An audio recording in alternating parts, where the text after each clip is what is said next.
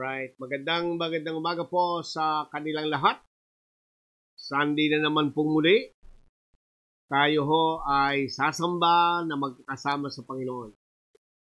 Maraming salamat kay Lord sapagkat hindi man tayo magkakasama sa bahay panambahan. Magkakahiwalay tayo pero patuloy ho tayo nagsasama-sama sa Espiritu. Sumagitan ng pagsamba at sumagitan po ng pag-aaral ng salita ng Diyos. Kaya nais ko po kayong kumustahin. Kumusta na po ang inyong mga buhay? Yamang na-extend na naman po yung ECQ. Maaaring ilan po sa atin ay nababagot. Yung iba po sa atin ay nabubur yung ika nga sabi ng iba. Yung iba po sa atin ay inip na puntahan, yung mga gusto niyang puntahan. At yung iba po sa inyo, sabik na na muli ay magkasama-sama tayo sa mga panambahan na katulad ng ginagawa natin. Pero wag ko kayong mag-alala sapagkat may tinakdang panahon ng Diyos diyan. Kaya ngayon pong umaga, inihibok ko po kayong lahat na anyayahan po ninyo ang inyong mga kasambahay. Kung mayroon kayong malaking telebisyon, manood kayong sama-sama. Puso na po ngayon yung Android TV. Pwede ko kayo makapanood po doon. At kung maaari po ay ibahagi po natin ang mga salita ng buhay sa mga kaibigan natin, sa mga mahal natin sa buhay, na maaaring hindi nyo kasama sa bahay. Kaya ngayon po ay muli, isang malaking kagalakan at isang malaking pribileyo para sa akin na kayo po ay bahaginan ng salita ng Diyos. Bagamat tuwing linggo lang po tayo na kapag may ministeryo. Sapagkat kailangan ko po ng pamamahinga. So ngayon pong umaga bilang bahagi ng ating pagsamba ay nais ko pong talakayin ng salita ng Diyos. At ito po ay matatagpuan natin sa Matthew chapter 16 verse 18. Allow me to read it from the New King James Version, and it says, "And I also say to you that you are Peter, and on this rock I will build my church, and the gates of Hades shall not prevail against it." Aking pinagpapala ng Diyos ang pagkakabasa ng kanyang salita. Manalangin po tayo. Dakilang Diyos, amang makapangyarihan sa lahat. Maraming pong salamat sa kalayaan na mayroon kami sa aming bansa na patuloy kami na nakapag-aaral ng iyong salita. Dalangin po namin ang iyong banal na Espiritu ang siyang maging dakilang guro po namin at maunawaan po namin ang iyong mensahe para sa aming lahat. Hayaan po ninyo na tanggapin namin ang pagpapahin ng iyong banal na Espiritu. Gawin mo po ang aming mga puso na mayamang taniman ng mga salita ng Diyos. Maraming pong salamat sa pagkakataong ito na kami po ay makakarinig ng mensahe mula sa iyo. Pagpalain po ninyo ang inyong lingkod, pagpalain niyo kaming lahat sa pangalan ng aming Panginoong Jesucristo. Ito ang aming dalangin, ng lahat ay magsabi ng Amen. Praise the Lord. Ngayon pong umaga, ang ating pag-uusapan is about the church. Sapagkat ito po ang ating tema sa buwan po na ito ng Mayo, Making Jesus Famous Through His Church. So I'll be talking about this morning, the strong church. Ang isang matibay, isang malakas at matatag na iglesia. Ako po'y naniniwala na lahat po tayo bilang mananampalataya, everyone wants a strong church. Gusto po natin ang isang malakas, matibay at matatag na iglesia. Subalit ang isang malaking katanungan, how can a church be strong? Paano siya magiging matatag? Paano siya magiging matibay? Ang lakas sa tibay po ng iglesia ay hindi po nakasalalay doon po sa pagkakaroon ng magagara at magagandang gusali. Hindi rin po ito nakasalalay sa mahuhusay na tagapagsalita. Mga nagsipagtapos sa Bible School at nagtapos ng mga doctorate degree. Kala ho natin ang isang iglesyang matatag, matibay, ay nakasalalay sa mga ito. Ang iglesia daw ay mayroong malaking contribution o marami po silang nakakalap na salapi. O kaya mayroon siyang multiple evangelistic projects. O kaya ang pinagmamalaki ng ibang sabi lang, aming church ay matatag, matibay, malakas sapagkat marami kaming miyembro. Doon nga po ba nakasalalay ang isang malaking o matatag, matibay at malakas na iglesia? So ang isang malaking katanungan ngayon pong umaga, what makes a church is wrong? Paano ba natin malalaman at masasabi na ang isang iglesia ay strong? Una po sa lahat, a strong church is a church built by Jesus. Yan po ang unang-unang dapat nating tandaan para masabi po natin that the church is a strong church kapag ito po ay itinatag at itinayo ng Panginoong Jesucristo. Maliwanag po yan sa talatang ating binasa. Babalikan po natin sa Matthew chapter 16 verse 18. And I also say to you that you are Peter, and on this rock I will build my church. Now take note of this. I will build my church. So it's not the church of people. It's not the church of somebody. It is the church of Jesus Christ. At sino po nagtatag? Si Jesus mismo. At ito matindi, and the gates of Hades shall not prevail against it. Maging ang pintuan ng impyerno ay hindi pwedeng wasakin at sirain ng iglesia na itinayo ng Panginoon. Ganon siya katatag, katibay.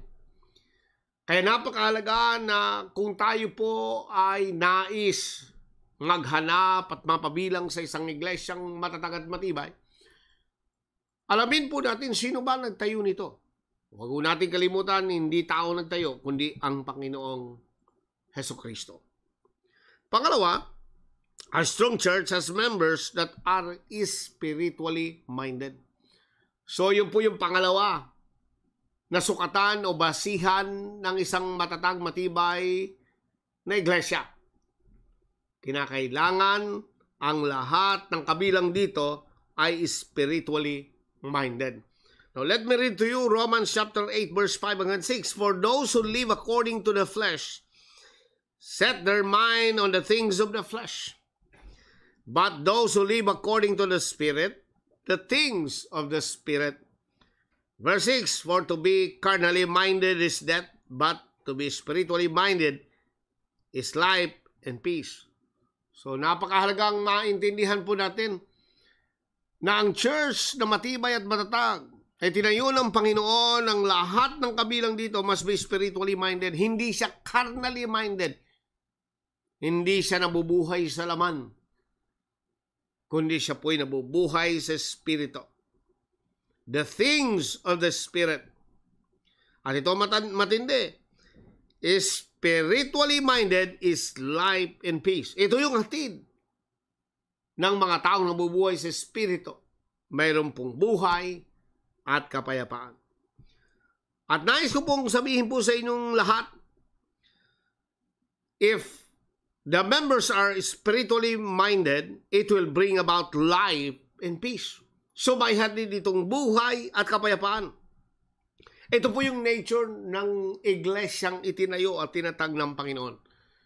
Tingnan natin ang sabi po ng Romans 14:17, for the kingdom of God is not eating and drinking, but righteousness and peace and joy in the Holy Spirit.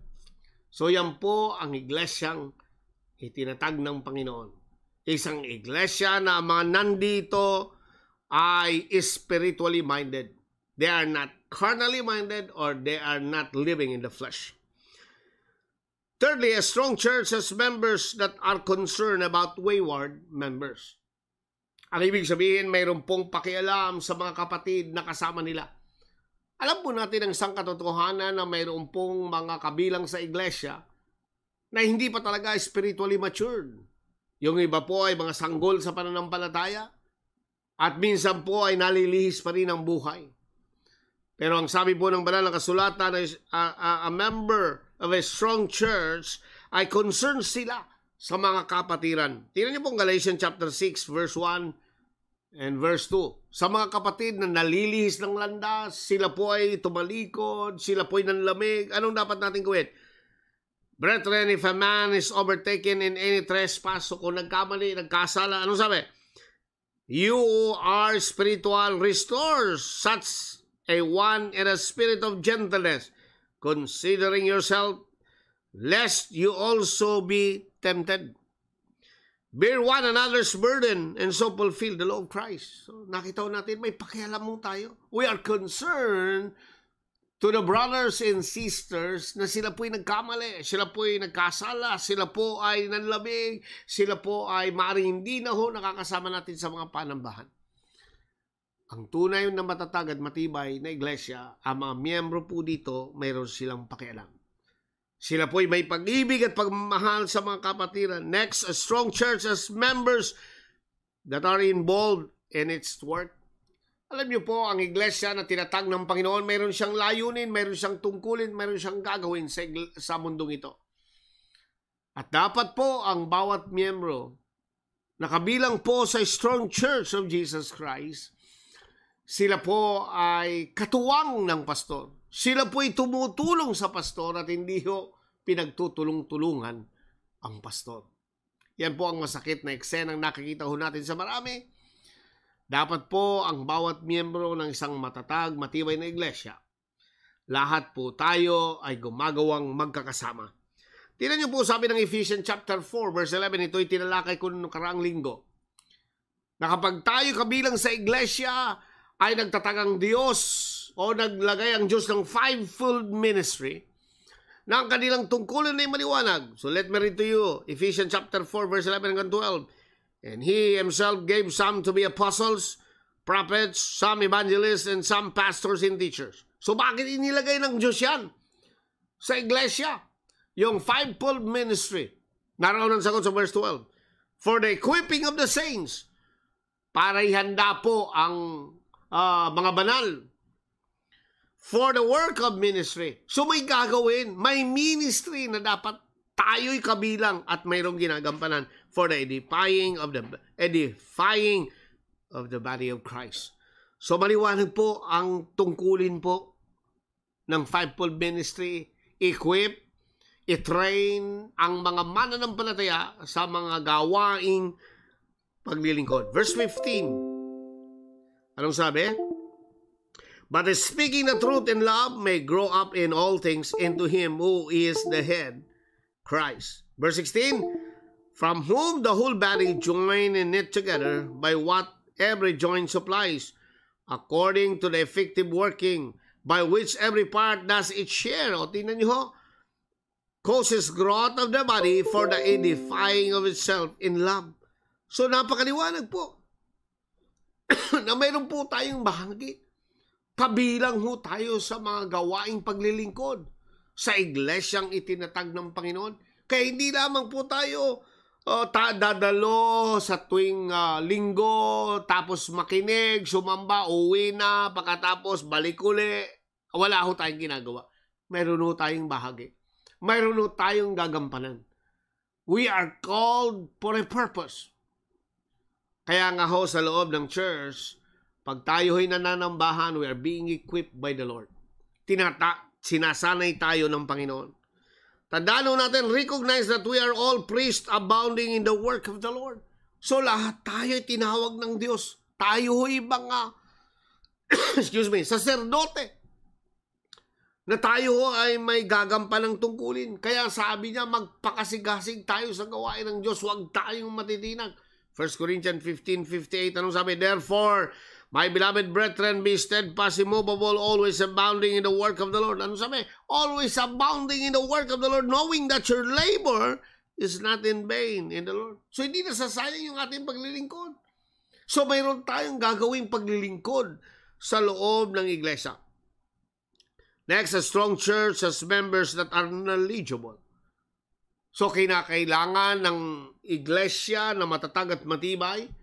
Ang mga nakapaloob dito, ang mga mananampalataya, must be knowledgeable. Ang sabi ng Romans chapter 15 verse 14, Now I myself am confident concerning you, my brethren, that you also are full of goodness, filled with all knowledge, able also to admonish one another.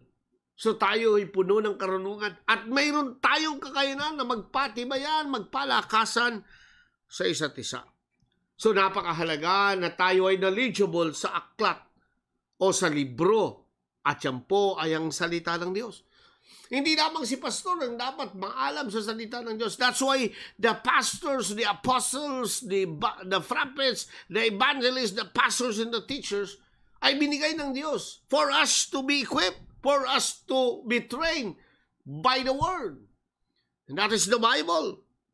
Tingnan niyo ang sabi po sa Biblia. Acts chapter 20 verse 32. So now, brethren, I commend you to God and to the word of His grace, which is able to build you up and give you an inheritance among all those who are sanctified. So, sila po yung mga tao na na-train, sinanay, knowledgeable siya sa salita ng Diyos. Yan po ang mga taong kabilang sa isang matatag at matibay na iglesia. A strong church has members that are dependable. Ang isang matatag at matibay na iglesia ay kinabibilangan ng mga mananampalataya na dependable. Pag sinabi po nating dependable, maaasahan. Responsable. Ginagampanan yung mga dapat niyang gampanan bilang isang mananampalataya. 3 John chapter 1 verse 5 hanggang 8. Beloved, you do faithfully whatever you do for the brethren and for strangers. You have borne witness of your love before the church. If you send them forward on their journey in a manner worthy of God, you will do well. Verse 7, because they went forth for His name's sake, taking nothing from the Gentiles. Verse 8, we were therefore ought to receive such that we may become fellow workers for the truth. So, napakahalaga mga kapatid. Maaasahan, dependable. Talagang yung pinagagawa ng Panginoon ay kanyang ginagampanan. May pagmamalasakit sa tungkulin na iniatang ng Diyos. Can count on them to be at all services. Maaasahan sa lahat ng gawain sa iglesia. Nakalulungkot isipin minsan pag sinabi ng pastor, tara, humayo tayo. Pagligo ng pastor, walang sumusunod. So, dapat pag sinabi ng pastor, alabira, go! Dapat lahat tayo go. Amen? Tahimik po kayo. Pag sabi sa katabi mo, amen ba tayo dyan? Maasahan ka sa lahat ng paglilingkod, trustworthy with friendship, loyal and true with confidential matters. Maasahan at mapagkakatiwalaan, especially po ng mga confidential na mga bagay. So yan ang iglesang matatag at matibay. Dependable. Pag pinagagawa ng Panginoon ay kasama siyang gumagawa. Hindi po gumagawa. Marami yan sa loob ng simbahan, imbis na gumawa, ngawa ng ngawa. Imbis na gawin yung pinagagawa ng Panginoon, hindi ho nagagawa. They are not dependable. A church that is strong, ang kanilang mga miyembro ay dependable. Pag sinabi ni pastor ay katuwang po siya sa pinagagawa ng Panginoon. A strong church has members that are liberal givers. Yan ang strong church. Hindi mo na kailangan pukpukin na parang pako. Kung kailan pupukpukin, saka lang babaon. Alam niyo po, kapag tayo ay niligtas ng Panginoon, tayo po ay kanyang isinama sa iglesia. Kung paano si Kristo, ganun din po tayo. Christ is a liberal giver. Ang ating amang nasa langit ay giver po siya. Maliwanag po sa John 3:16, for God so loved the world that He gave His only begotten Son, that those who ever believe in Him should not perish, but have an everlasting life. So, ganun po ang ating Diyos. Dapat tayo mga kabilang sa iglesia ay liberal givers tayo. 2 Corinthians chapter 8 verse 1 hanggang 5. Excuse me. Now I want you to know, dear brothers and sisters, what God and His kindness has done through the churches in Macedonia. They are being tested by many troubles, and they are very poor. But they are also filled with abundant joy, which has overflowed in rich generosity. Praise God. For I can testify that they gave not only what they could afford, but far more. And they did it for their own free will. They begged us again and again for the privilege of sharing in the gift for the believers in Jerusalem. They even did more than we had hoped, For their first action was to give themselves to the Lord and to us, just as God wanted them to do. Nakita ho natin yung mga kapatid? Sa kabila ng kahirapan, nakiusap sila, nabigyan ng pagkakataong magbigay. Kaya hindi po natin pwedeng sabihin, mahirap lang tayo, hindi tayo pwedeng magbigay. Eto po, mahirap sila. Pero sa kabila ng kanilang kahirapan, nandun po ang kasaganaan ng pagbibigay. At higit pa sa inaasan ng mga lingkod ng Diyos ang kanilang naibigay. Anong sikreto? Why they are liberal givers? Nandun po sa verse 5. Ano sabi? For their first action was to give themselves to the Lord and to us, just as God wanted them to do. Kapag naibigay nyo ang inyong sarili sa mga lingkod ng Diyos, nagtiwala kayo sa mga lingkod ng Diyos, at naibigay ninyo ang inyong sarili sa Panginoon, mga kapatid, you will be like God. If God is generous, you will be generous as well. Kaya sa mga totoong Kristiyano at kabilang sa tunay na iglesia ni Lord, hindi issue ang pera. Nandun po yung kasaganaan sa pagbibigay. Kaya sa panahon na ito, nang mayroon po tayong krisis na kinakaharap, ipakita natin that we belong to a strong church. We know how to give our tithes. We know how to give our offerings. Dahil naniniwala tayo sa sinasabi ng Biblia, pag tayo nagbibigay, bibigyan tayo ng Diyos, siksik, pikpik, liglig at nagumaapaw. Hindi sinungaling ang Diyos, totoo siya sa kanyang pangako. Nagpapasalamat tayo sa mga kapatid natin na kahit lockdown, kahit wala tayong pagtitipon sa loob ng iglesia, ay pinapadala pa nila ang kanilang mga tithes and offerings dahil naintindihan nila yung tungkulin nila sa loob ng iglesia. Mga kapatid, tayo po yung umuupa tayo ng lot na kinatatayo ng ating building. Malaking halaga yun, 73,000. Dati 70, ngayon umabot na ng 73, I think. Yung ating Maynila, umaabot po ng mga 12 to 15. Yung ating Meralco ay umaabot ng 40, minsan 30, 35, minsan 40. Mayroon pa tayong internet, mayroon pa tayong mga pinapa-allowance. Pero bakit na itutuloy ang operasyon ng iglesia? Sapagkat mayroon tayong mga kapatid that they are liberal givers. Sila po'y mapagbigay sa mga gawain ng Panginoon. At salamat po sa patuloy niyong pagmamahal sa gawain ng Panginoon, kaya tayo nakapagpapatuloy. Dahil mayroon tayong, kaya masasabi ko po, ang church na ito is a strong church. You know why? Because we are liberal givers. Praise the Lord for that. A strong church has members that are willing to defend the faith. Handang ipagtanggol ang pananampalataya. Jude chapter 3. Verse 3. Dear friends, I had been eagerly planning to write to you about the salvation we all share. But now I find that I must write about something else, urging you to defend the faith that God has entrusted once for all time to His people, to His holy people. So yung pong iglesia na kabilang sa isang matatag at matibay na iglesia, handa nang ipagtanggol ang pananampalataya. Kung anong sinasabi ng Biblia, yun lang ang kanyang tinatayon.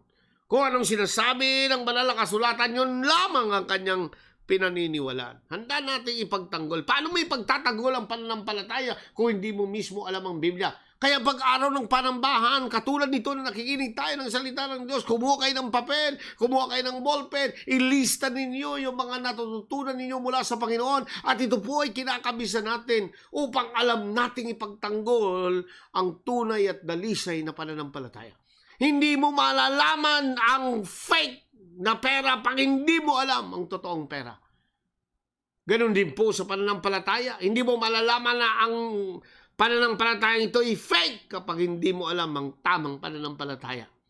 So napakahalaga niya mga kapatid, mga minang. Willing to stand up and be counted, defend the truth, not tolerating false doctrines but exposing them. Hindi natin tinotolerate yung maling doktrina, ini-expose natin yung maling doktrina. Napakarami ngayon naglaganap ng maling doktrina, tapos na daw ho yung rapture, tapos na daw ho yung second coming ng 70 AD. That is not true.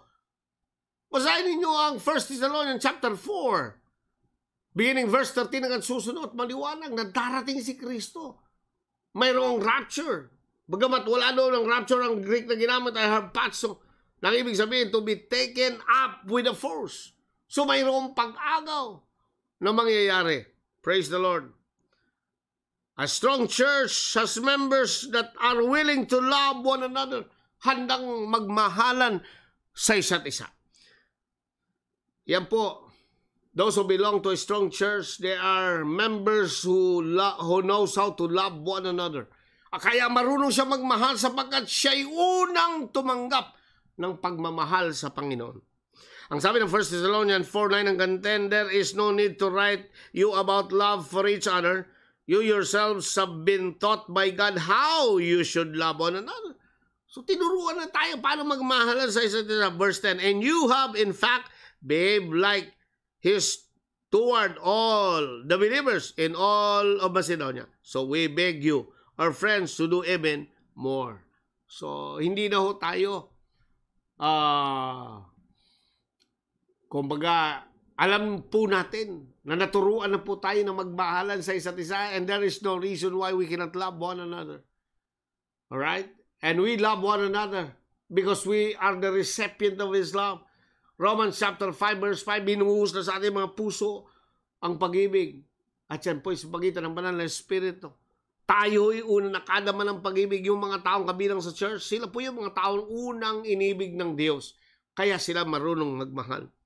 A strong church has members that are striving to maintain peace. Namumuhay po sila sa kapayapaan. Hindi siya naghahatid ng kaguluhan. Striving to maintain peace. Romans 14:16 hanggang 19. So do not let what you regard as good be spoken of as evil. For the kingdom of God is not a matter of eating and drinking, but of righteousness and peace and joy in the Holy Spirit. 18. Whoever thus serves Christ is acceptable to God and approved by men. So then let us pursue what makes for peace and for mutual upbuilding. So yun po yung ating pinupursu, yung kapayapaan. Blessed, anong sabi ng Biblia? Blessed are the pacemakers. Blessed are the pacemakers, for they shall be called sons of God. So ang mga tunay na anak ng Diyos, sila po ang pinanggagalingan ng kapayapaan, ng pagkakaisa, ng pagkakasundo. Yan po ang matibay at matatag na iglesia. So mga kapatid, mga minamahal, ang CGM, the strength of Church of God's miracles, is in the obedience to all the above that I have mentioned. So mga kaibigan, mga minamahal, if you want to be part of a strong church, yung tinalakay po natin, ay gawin po natin. Maraming pong salamat sa Panginoon. Manalangin ho tayo. Kung hindi pa nyo naialay ang inyong buhay, ialay natin ngayong umaga. Sabihin natin, Panginoong Jesus, maraming salamat. Pinatawad mo na ako sa lahat ng aking kasalanan at ito'y aking pinagsisisihan. Tinatanggap kita ngayon bilang Panginoon at tagapagligtas ng aking buhay. Maraming salamat sa mga pagpapalat biyaya na aking tinanggap mula ngayon. Salamat that I belong to a strong church. Bless us bountifully today in Jesus' name. And everybody said, Amen.